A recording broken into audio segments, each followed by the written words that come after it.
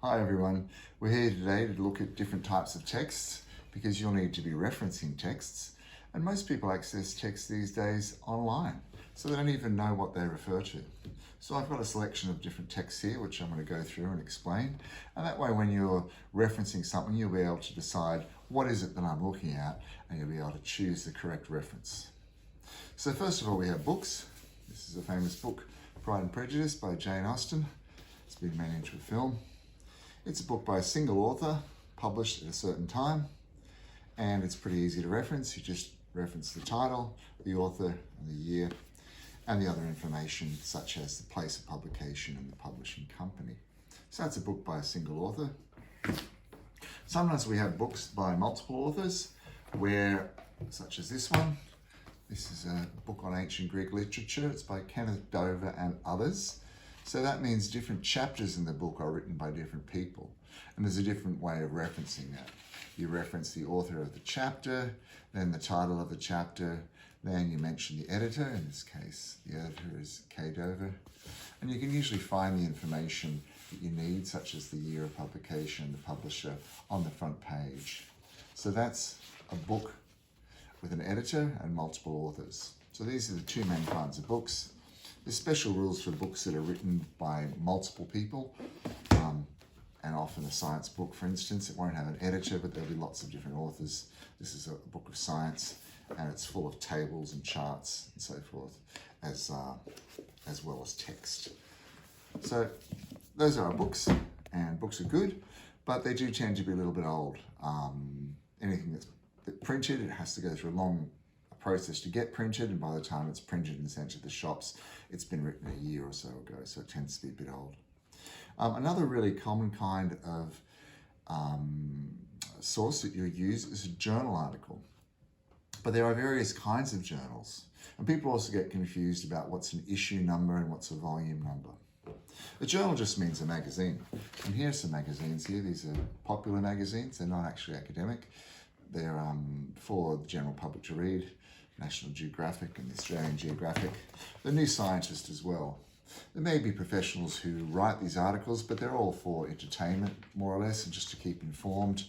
They have amusing titles, and each different authors writing in them. So these are typical journals, but there are also scientific journals, such as the British Medical Journal or the New England Journal of Medicine, and they are peer-reviewed. Okay, so what's a peer-reviewed journal? A peer-reviewed journal, as we said, is a journal where it's been written by someone at a particular academic level and reviewed by someone who's a peer or another person at the same level, and they've gone through any things which are hard to understand or clarify, and to make sure that it's all accurate. It's very easy to make mistakes, and it's also easy to edit someone else's work than it is to write something up from scratch.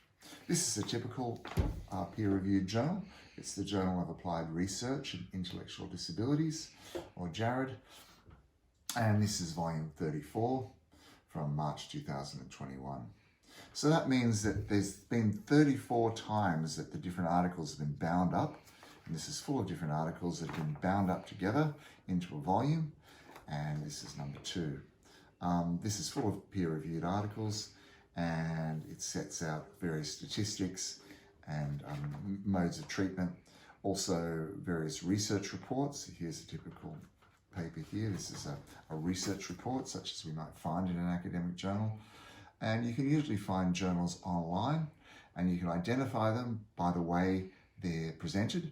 There'll be a name of the article, such as this would be the name of the article within the journal. And then there'll be the name of the journal itself, such as Journal of Applied Research in Intellectual Disabilities, JARID for short. And you can see that in the reference that it's a journal. Just be careful to make sure that it is a peer-reviewed journal, and you can usually do that just by Googling it if you're not sure, if you haven't heard of the journal. Sometimes there are journals which are a little bit less reputable. Might be some alternative therapy journals which don't necessarily have the same standing. But just the trick with issues and volume numbers, sometimes that there's multiple versions, such as the New England Journal of Medicine, or even with this New Scientist, there's multiple versions of it. One comes out every month. And every year they'll put 12 of these together into a volume. They'll bind it all up, and that'll be called a volume. So it might be issue 2, volume 1, or next year it'll be volume 2 and so forth, and issue 2 might be the second journal, issue 1. So that's the difference between a volume and an issue number, and you have to cite that. So you'll be looking for a text to see whether it's a book. It'll have a place of publisher, a publication, and a place of publisher. You might be looking to see if it's a journal, in which case it'll have a volume and issue number. Or it might be something different entirely, such as a newspaper. And a newspaper, this is just my local paper. This is treated in a similar way to a journal, where you have to cite the title of the newspaper and whatever title of the article is. There's no volume number, it's just the date published. This is October 6, 2021. So that would be how you refer to this. And you could find these in a library. Often you can find them now online as well. Another sort of source is a encyclopedia, where different people write different articles, and there's a lot of online encyclopedias now, but they're all based on these original books, where different people would write the different entries. And this one's alphabetical. It's M to S and S to Z, so this one comes before that one. And there's special ways of citing encyclopedias.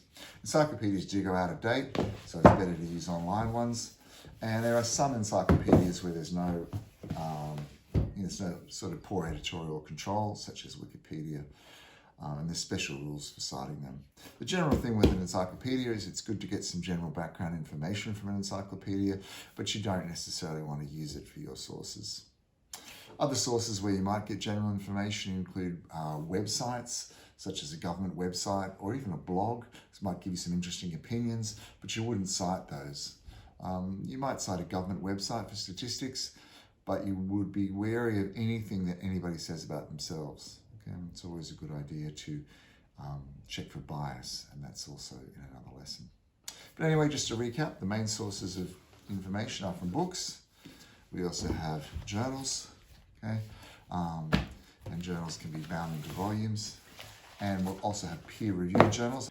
And finally, there are also encyclopedias and newspapers, but there are also various online sources such as blogs and government websites, as well as, of course, videos and films. Anyway, thanks very much. That's a basic lesson on text types, and it should help you to be able to do the referencing activities.